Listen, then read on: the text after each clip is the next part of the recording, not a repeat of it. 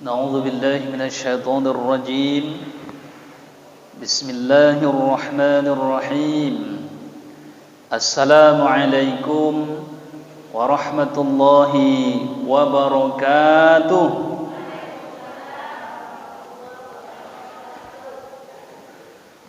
الحمد لله الذي هدانا لهذا وما كنا لنهتدي لولا أن هدانا الله أشهد أن لا إله إلا الله وحده لا شريك له وأشهد أن سيدنا ونبينا محمد ابن عبد الله والصلاة والسلام على رسول الله وعلى آله وصحبه ومن والاه قال الله تعالى في كتابه الكريم أعوذ بالله من الشيطان الرجيم بسم الله الرحمن الرحيم وما أمروا إلا ليعبدوا الله مخلصين له الدين حنفاء ويقيموا الصلاة ويؤتوا الزكاة وذلك دين القيمة صدق الله العظيم.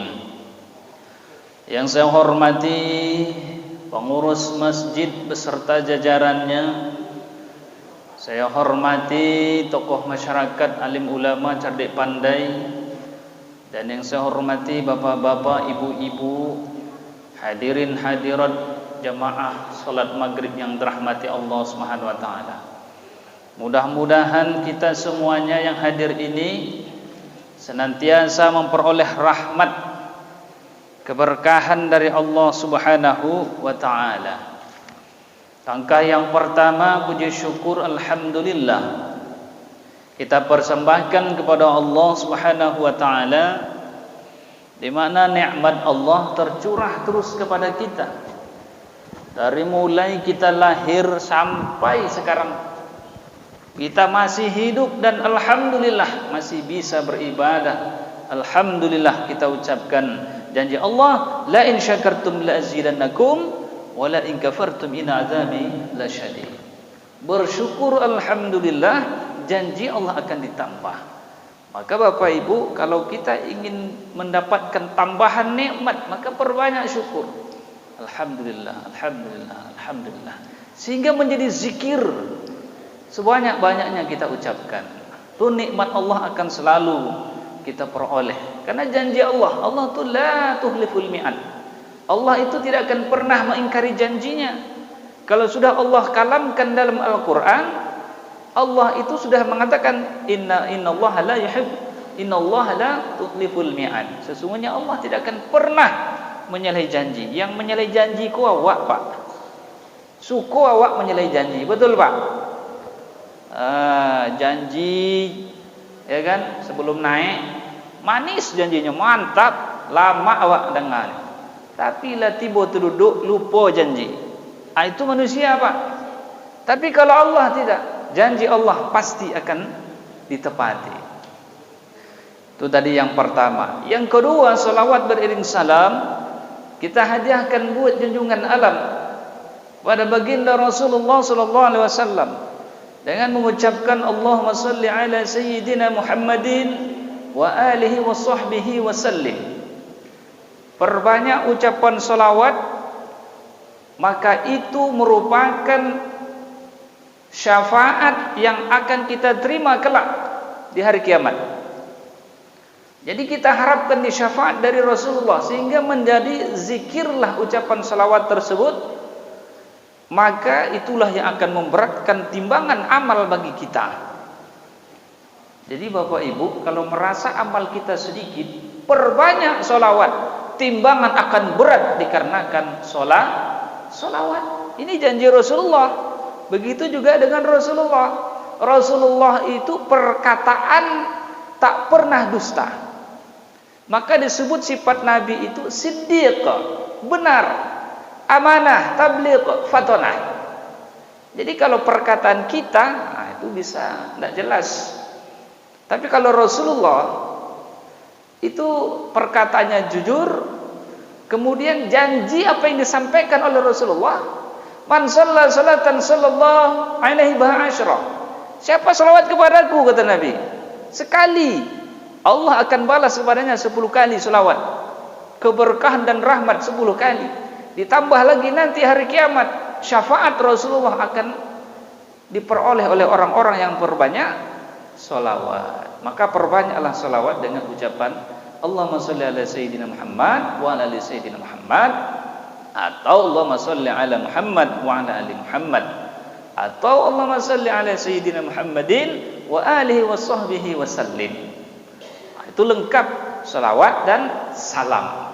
Jadi selawat itu ada 2 macam. Yang pertama Allahumma sholli ala sayyidina Muhammad wa ala ali sayyidina Muhammad. Yang kedua Allahumma sholli ala sayyidina Muhammadin wa alihi wa sahbihi wa sallim.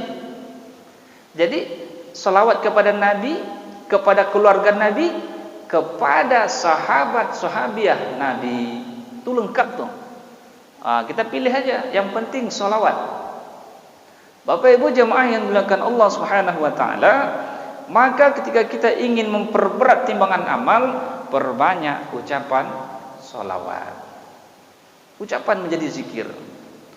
Ini janji Rasulullah sallallahu alaihi wasallam ketika di dalam kitab Durratun Nasihin cetakan lama, bahkan di dalam kitab yang lain juga disebutkan bahwa pada hari kiamat timbangan itu ringan ketika dia ada ucapan selawat, menjadi berat amal kebaikan tersebut dikarenakan ucapan selawat. Bapak Ibu jemaah yang dimuliakan Allah Subhanahu wa taala, kita lanjutkan kajian. Masih ada beberapa poin lagi, di antaranya 10 akhlak buruk ya.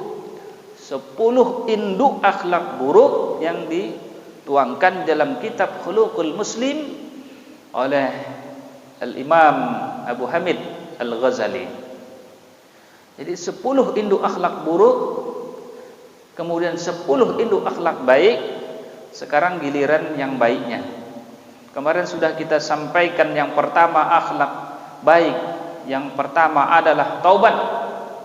Yang kedua takut kepada Allah. Yang ketiga zuhud. Kemudian yang keempat sabar. Yang kelima syukur.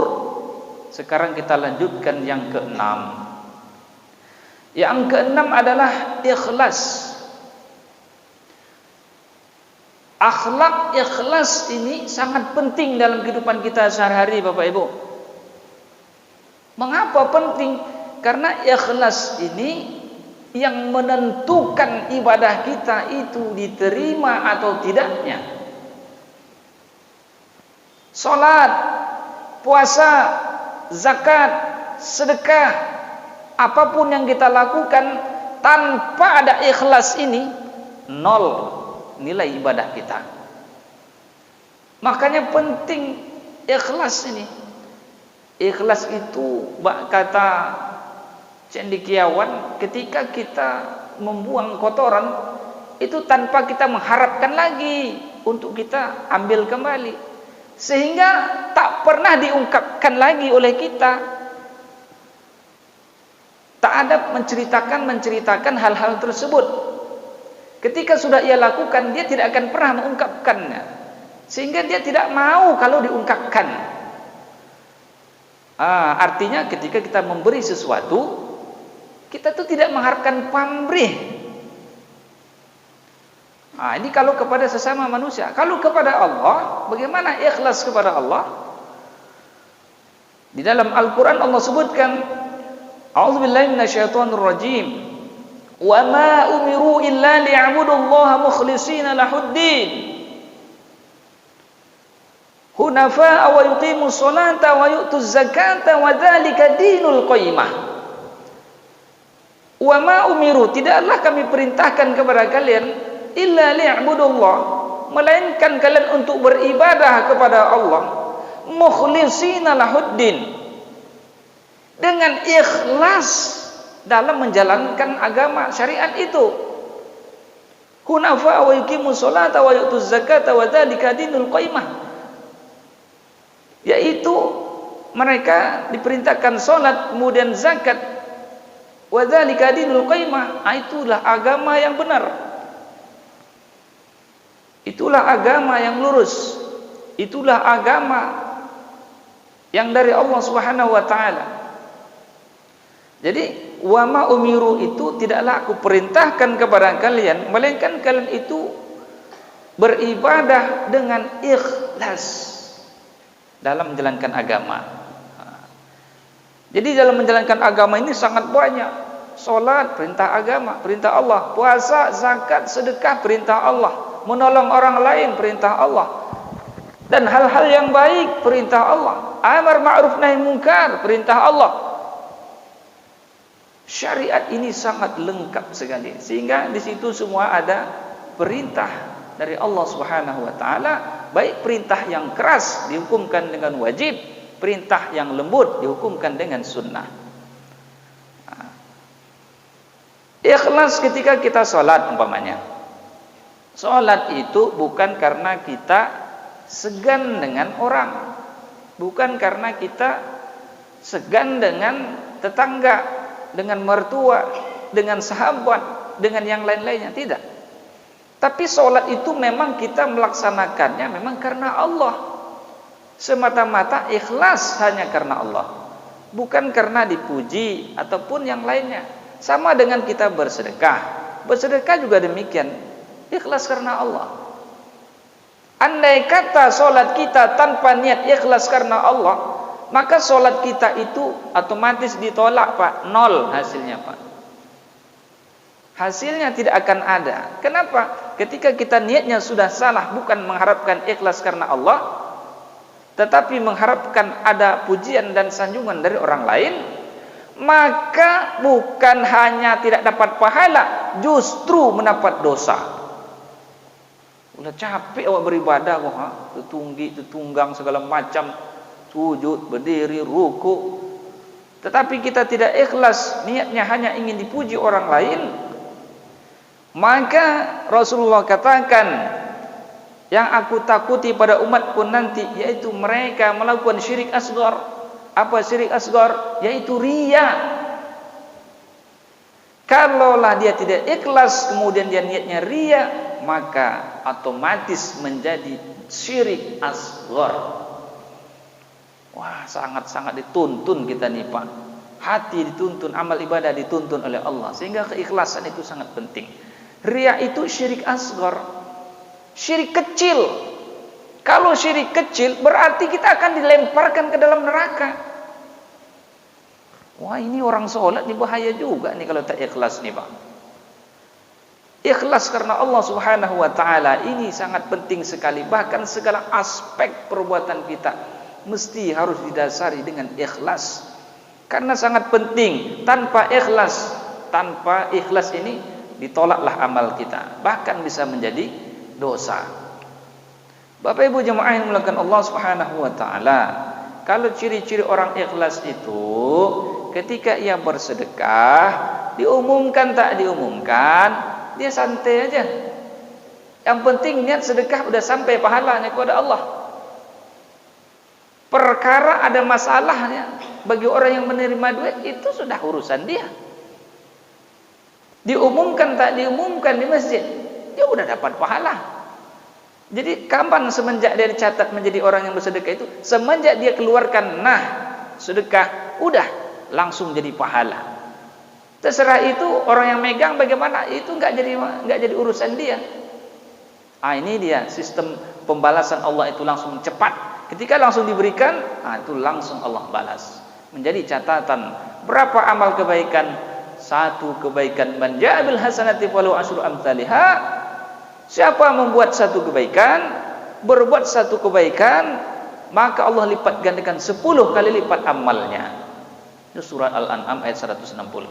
Sebaliknya kalau perbuatan yang jahat, wa man jaa'a bisayyi'ati, barang siapa melakukan kejahatan, falahu ajruha, kejahatan itu tidak dibalas, melainkan sesuai dengan kejahatannya. Ini di dalam Al-Quran seperti itu. Man jaa bil hasanati falahu asyru amsalha wa man jaa bis sayyi'ati fala yujza illa mithlaha wa hum la yuzlamun. Ini ayatnya. Jadi satu kebaikan Allah lipat gandakan menjadi 10 kebaikan, sementara keburukan Allah tidak balas melainkan sesuai dengan keburukan. Dia tidak ditambah, tidak dianiaya, tidak dirugikan oleh Allah. Segitu dosanya ya segitu. Satu dosanya ya satu, tapi beda dengan kebaikan. Setiap kebaikan dilipat gandakan menjadi 10 kali lipat amalnya. Tapi dengan syarat apa tadi? Ikhlas. Maka sangat penting sekali sedekah, puasa, zakat, haji, semuanya itu niat ikhlas karena Allah. Jadi allazi khalaqal mauta wal hayata liyabluwakum ayyukum ahsanu amala. Ahsanu amala itu siapa yang paling ikhlas, siapa paling baik amalnya.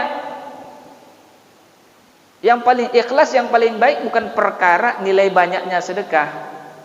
Sedekah banyak 10 juta, 20 juta, 30 juta, habis itu baru dia cerita-cerita di grup. Alhamdulillah saya baru sedekah membantu anak yatim, sedekah makan, menolong, saling tolong menolong. Alhamdulillah saya bisa sedekah. Tahun besok belum tentu saya bisa sedekah. Diceritakan di grup WA. Ini ciri-ciri dia tuh tak ikhlas. Ciri-ciri dia ingin dipuji, disanjung. Wih, mantap ibu yo, banyak piti ibu. Sehingga ingin tuh disebut begitu. Mantapnya ibu dermawan bu ya. Semakin mantap hatinya mak berbunga-bunga. Ini ciri-ciri tak ikhlas. Jadi ikhlas itu tanpa harus menyebutnya lagi, tanpa harus sebut-sebut diceritakan. Nah ini kalau kita berinfak, bersedekah, mesti kita tak perlu mengungkit-ungkit. Apalagi kalau ada fakir miskin, lah kita bagi 1 juta, habis itu kita cerita-cerita, tersinggung di depan orang ramai dia Pak. Ini sangat marah Allah nih Pak, marah sekali.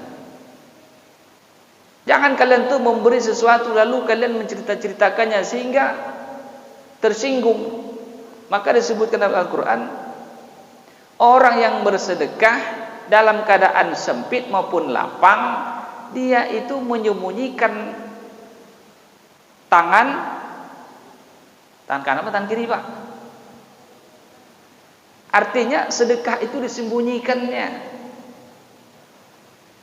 Jadi sedekah itu disembunyikannya lebih baik daripada sedekah secara terang-terangan kalau itu membuat tersinggung orang yang menerimanya.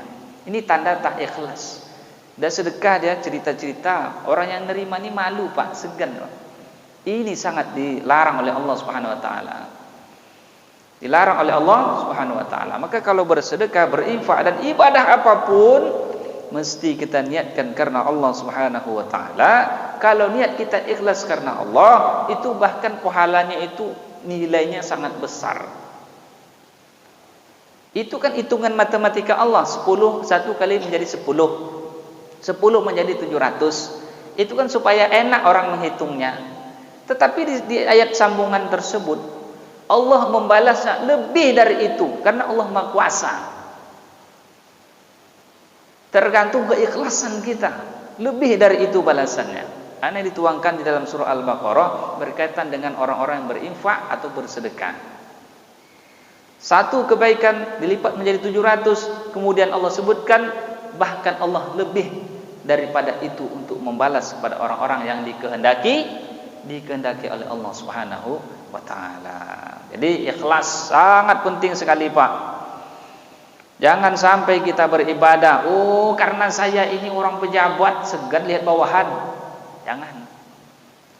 Segan saya nanti lihat anak, segan sama mertua, segan sama tetangga, segan sama itu ini segala macam. Maka kita harus buang jauh-jauh sifat seperti itu. Niatkanlah karena Allah Subhanahu wa taala. Ya Pak, penting sekali. Itu yang pertama, yang keenam ya, yang keenam ikhlas. Jadi menjalankan agama itu ikhlas. Kalau tak ikhlas bisa menjadi ria, bisa menjadi ujub, bisa menjadi sombong. Kalau tak ikhlas, maka itu harus dibuang. Harus ikhlas. Tentu di situ ikhlas kalau kita beribadah kepada Allah, niatnya ingin menjalankan perintah Allah dengan ikhlas dan kita ingin mengharapkan ridho dari Allah Subhanahu wa taala. Maka ayat surah Al-Bayyinah sebutkan radhiyallahu anhum wa radu an dzalika liman khasyya rabbah. Allah ridho terhadap mereka, mereka pun ridho kepadanya. Yang demikian itu adalah balasan dari Tuhannya. Apa balasannya?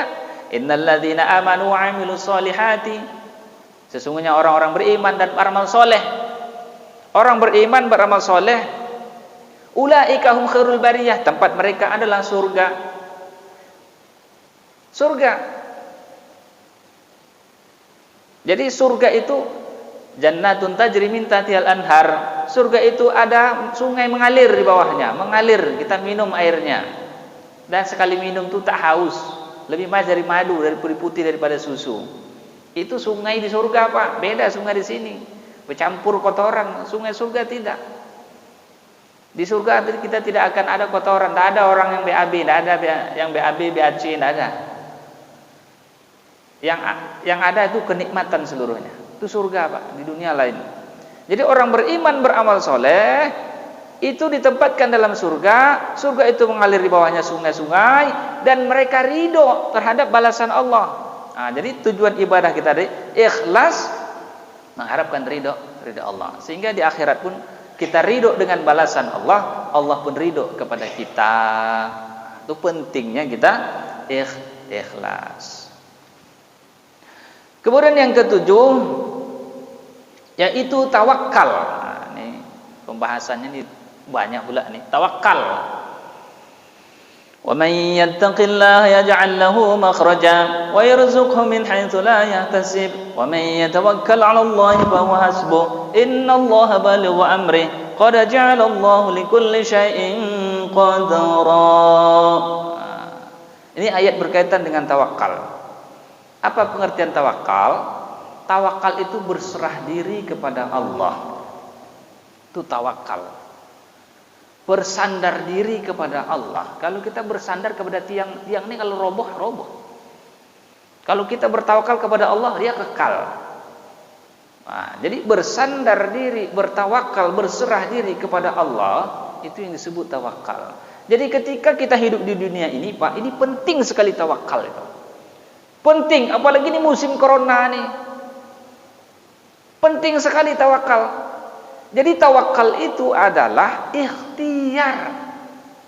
Ada satu sahabat Rasulullah SAW, dia membawa kuda, lalu dia jumpai Rasulullah. Kudanya itu tidak ditambatkan ke tiang atau ke kayu. Lalu berkata Rasulullah, wahai sahabat, bagaimana kudamu sudah kau amankan? Sudah ya Rasulullah. Bagaimana? Saya tawakal kepada Allah. Sahabat, bukan begitu namanya tawakal. Tawakal itu kudamu itu kau tambatkan dulu, baru kau serahkan kepada Allah perlindungannya. Itu disebut tawakal. Jadi saat sekarang ini di musim-musim wabah ataupun penyakit ini sangat penting tawakal. Kalau tak ada tawakalnya, ini di situ nanti bisa kerepotan. Maka ketika tawakal, wa may tawakkal 'ala Allah fa huwa hasbuh. Siapa yang bertawakal, Allah akan mencukupkan. Allah akan berikan jalan keluar baginya. Cukupkan kebutuhannya, abjek jalan keluar baginya. Ini diawali dengan ayat wa may yattaqillah. Jadi tawakal itu mesti diawali dengan wa may yattaqillah. Apa itu? Dia harus bertakwa kepada Allah. Jadi kalau tawakal saja itu mesti kita harus diawali dengan wa may yattaqillah. Apa itu? Bertakwa kepada Allah. May yattaqillaha yaj'alhu makhraja. Siapa yang bertakwa kepada Allah, Allah akan berikan jalan keluar baginya.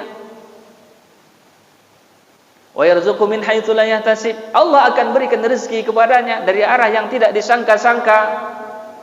Wa may yatawakkal 'ala Allahi fa huwa hasbuh. Siapa yang bertawakal kepada Allah, Allah akan mencukupkan segala kebutuhannya. Jadi ini tadi mesti kita harus tawakal. Ini saat sekarang ini harus banyak tawakal. Contoh, tawakal kita di musim wabah ini, ya kan? Kalau kira-kira fisik kita nggak kuat, pas wabah itu mungkin merebak, ya kita kira-kira fisik nggak kuat. Ataupun ketika kita dalam keadaan sakit ataupun flu, tawakal kita bagaimana? Ikhtiar kita, pakai masker. Tapi di situ pakai masker tidak pula harus kita wajibkan. Ini kan ikhtiar. Jadi ikhtiar itu banyak caranya.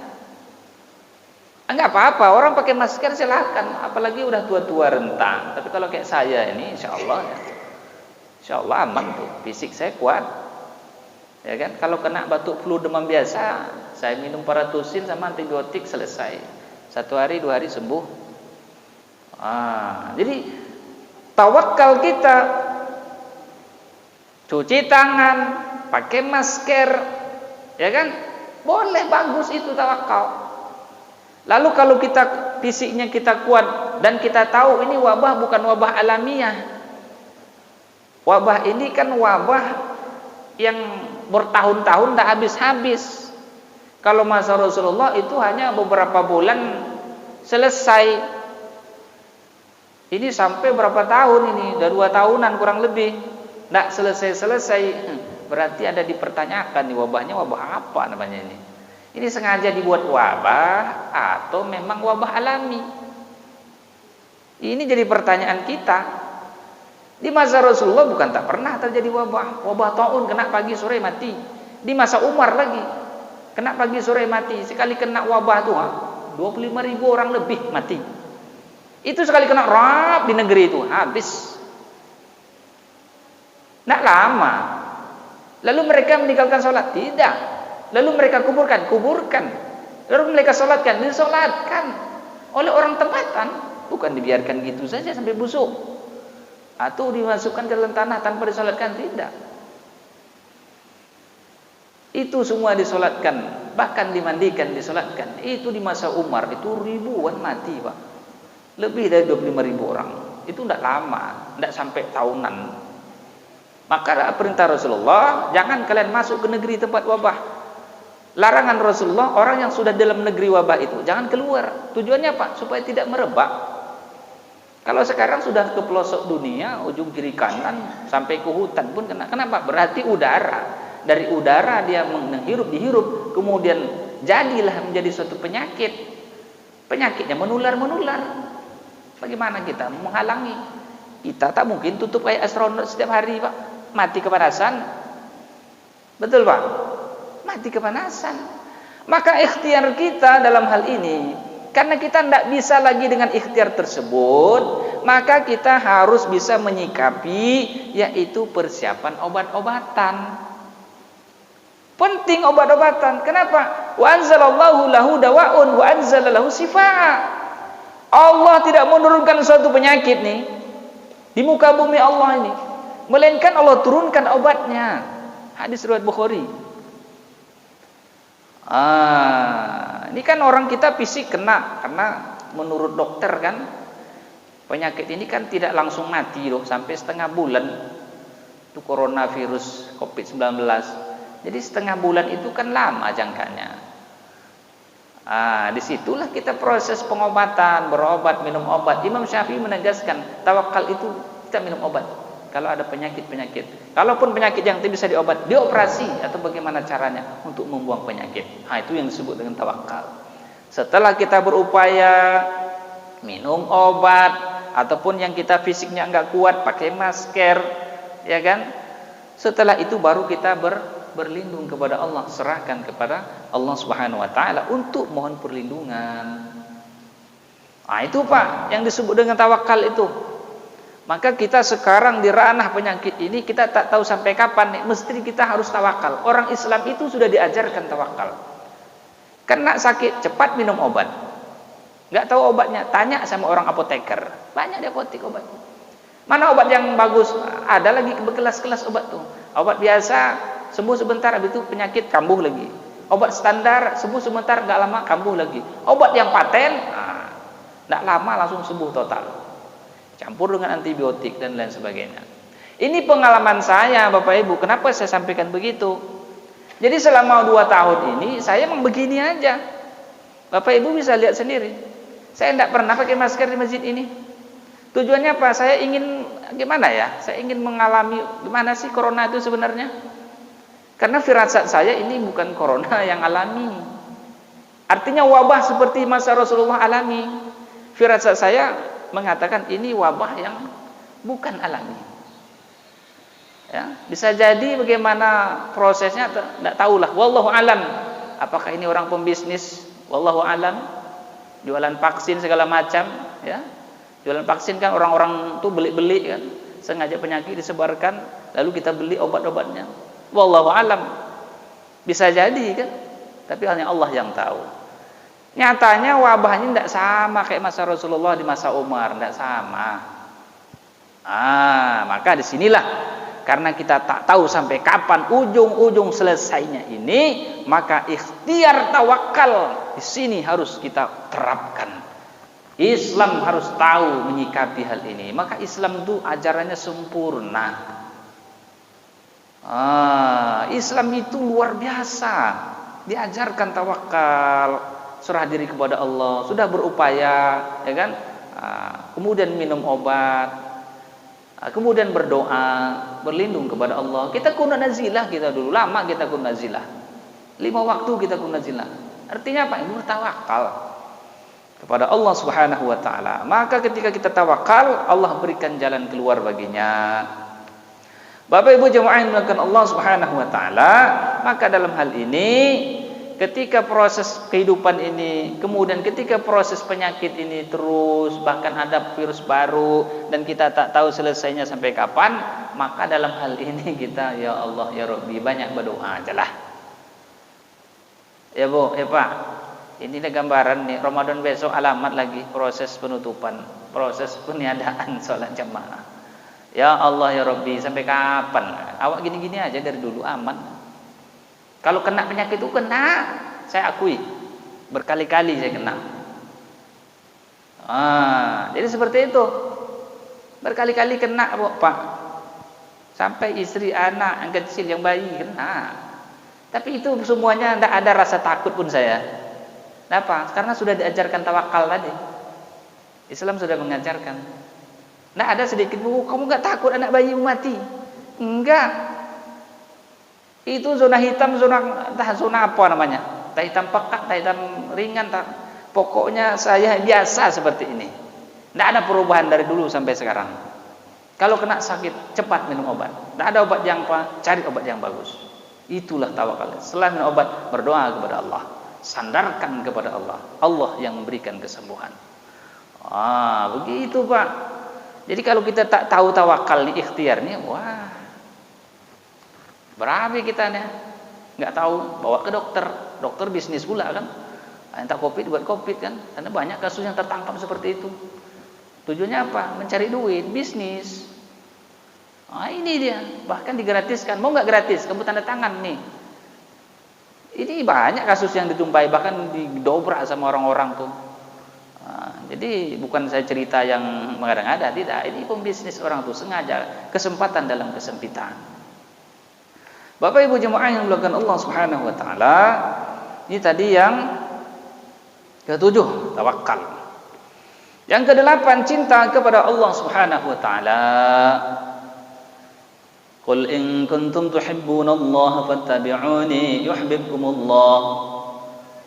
Barang siapa mencintai Allah, fattabi'uni. Qul in kuntum, jika kamu mencintai Allah, tuhibbunallah, mencintai Allah, fattabi'uni, kata Rasulullah, ikuti aku, yuhibbukumullah. Niscaya Allah akan mencintai kamu. Wa yaghfir lakum dzunubakum, Allah akan mengampuni dosamu. Allah akan ampuni dosamu. Allah Sami'un Basir, Allah Maha mendengar lagi Maha melihat. Jadi kalau kita cinta kita ya kepada anak, kepada istri, kepada harta melebihi cintanya daripada cinta kepada Allah, itu disebut dalam Al-Qur'an itu fasik. Lebih cinta kepada anak, istri, harta, lalu kita tak cinta kepada Allah dan Rasulullah, fasik kita Pak. Ini disebutkan dalam hadis Rasulullah SAW. Sehingga kita meninggalkan perintah, mengabaikan perintah Allah karena kecintaan dan pada anak, istri dan keduniaan, sehingga kita meninggalkan Allah, fasik. Jadi Islam itu mengajarkan bahwa kita harus mencintai Allah. Cinta Allah, cinta Rasulullah. Man ahbalillah wa abghadalillah wa atalillah wa man alillah faqad istakmalal iman. Siapa yang cinta karena Allah, marah karena Allah, ya, memberi karena Allah, menolong karena Allah, ya, berbuat baik karena Allah, faqad istakmalal iman, maka sungguh sempurnalah imannya. Jadi semua kalau cinta kepada istri, kepada anak itu semuanya didasari karena Allah. Maka cintai aku karena Allah. Ya Pak, sayangi aku karena Allah. Ustaz pandai berendang. Nah itu kan syairnya. Cintai anak dan istri, bahkan harta pun karena Allah. Kenapa? Tujuan kita itu menjadi sarana ibadah kepada Allah. Jadi yang pertama cinta kita mesti ditanamkan kepada Allah dan Rasulullah. Siapa yang melebihi cintanya daripada kepada Allah dan Rasulullah, maka la yu'minu ahadukum. Kalian tuh tak beriman sebelum kalian mencintai aku, kata Rasulullah. Lebih daripada cintanya kepada anak, istri dan harta keluargamu. Cintai aku karena cintai aku dan Allah. Cintai Allah dan Rasulullah. Kalau kalian mau sempurna imannya, begitu kata Rasulullah Pak. Jadi kalau cinta kita kepada harta mengalahkan cinta kepada Allah dan Rasulullah, sehingga kita tidak patuh kepada Allah dan Rasulullah, maka kita la yu'minu, tidak beriman kata Rasulullah, tak sempurna imannya. Jadi itu penting, kita tanamkan cinta kepada Allah Subhanahu wa ta'ala. Kemudian yang ke-9, ridho, rela terhadap ketentuan Allah. Ridho dan rela terhadap ketentuan Allah. Radhiyallahu anhum, Allah ridho kepada mereka. Wa radu an dzalika liman khasya rabbah. Dia pun ridho terhadapnya. Allah balas kepada orang yang ridho terhadap keputusan Allah itu di dunia sampai akhirat, dimasukkan ke dalam surga. Itu orang-orang yang ridho terhadap keputusan Allah. Dicabut nyawa sang suami, ikhlas karena yang punya Allah. Dicabut nyawa sang istri, ikhlas karena yang punya Allah. Dicabut nyawa anak kesayangan, ikhlas karena itu punya Allah, bukan punya kita. Diambil harta, ya Allah, walaupun saya cinta harta, suka dengan harta itu, tapi ketika Allah ambil, ya sudahlah, relalah, ridholah terhadap ketentuan Allah. Apalagi jangan sampai kita gila, ditinggalkan istri cantik pula kan, menangis kita, stres. Kenapa? Cintanya berlebihan. Makanya cinta itu mesti dibatasi. Cintailah tapi jangan berlebihan. Jangan kau mencintai sesuatu itu berlebihan. Jangan pula engkau membenci seseorang itu yang terlalu berlebihan. Ini hadisnya panjang. Bisa jadi nanti ketika kita cinta berlebihan, ketika ditinggalkan kita akan stres, gila kita, frustasi, putus asa. Tapi ketika kita sedang-sedang, horul umuri awsatuha. Sebaik-baiknya perkara adalah pertengahan, Pak. Kalau cinta dan sayang itu mesti di tengah-tengah, jangan terlalu berlebihan. Benci juga begitu, jangan terlalu benci. Sehingga nanti ketika dia menolong kita, padahal kita sudah bencinya luar biasa, rupanya orang kita benci itu justru menolong kita. Wah, ini dalam hadis disebutkan. Maka pertengahanlah ketika ada sesuatu tersebut. Rela dan ridho terhadap keputusan Allah Subhanahu wa ta'ala. Kalau sudah diambil nyawanya, innalillahi wa inna ilaihi raji'un. Dah beres, ikhlas, ridho terhadap ketentuan Allah. Takdir baik, takdir buruk, ridho kepada Allah. Ya, oh saya kan tak sholat, saya sudah takdir Allah, bukan begitu. Saya tidak puasa, sudah takdir Allah, bukan begitu. Saya tidak berzakat, berhaji, takdir Allah, bukan begitu. Saya tak mau jadi orang soleh, saya jadi preman, sudah takdir Allah, bukan begitu. Salah itu. Lalu bagaimana? Takdir Allah itu ada yang bisa dirubah, ada yang tidak bisa dirubah. Takdir Allah, takdir gubron, takdir mu'allaq. Ada dua jalan, ada dua pilihan. Sebelum terjadi sesuatu itu, kita harus memilih. Supaya jangan kita salah mengambil takdir. Innallaha la yughayyiru ma biqaumin hatta yughayyiru ma bi anfusihim. Sesungguhnya Allah tidak merubah sesuatu kaum, melainkan dia merubah pada dirinya sendiri. Kaum itu durhaka, dia tak bertobat, sehingga dia azab oleh Allah seperti kaum Lut. Tapi ketika kaum itu bertobat, dia mengambil takdir yang baik. Jadi bukan dia, oh saya jalannya begini, sudah takdir Allah. Tidak, Allah berikan akal, fasilitas. Allah berikan dua jalan. Fa'alhamaha fujuruha wa taqwaha. Allah berikan jalan fujur dan takwa. Kalian pilih mana? Jangan kalian bilang takdir. Wah, jadi takdir itu sesuatu yang sudah terjadi dan upaya kita sudah melakukan sesuatu yang terbaik. Lalu Allah memberikan takdir tersebut. Itulah takdir tuh. Karena kita sudah upaya mencari sesuatu yang baik. Kalau orang tua kita sakit, kita sudah berupaya berobat. Anak kita sakit, kita sudah berupaya berobat dengan semaksimal mungkin, tapi hasilnya cuma begitulah. Itulah takdir Allah namanya. Jadi jangan kita mendiamkan.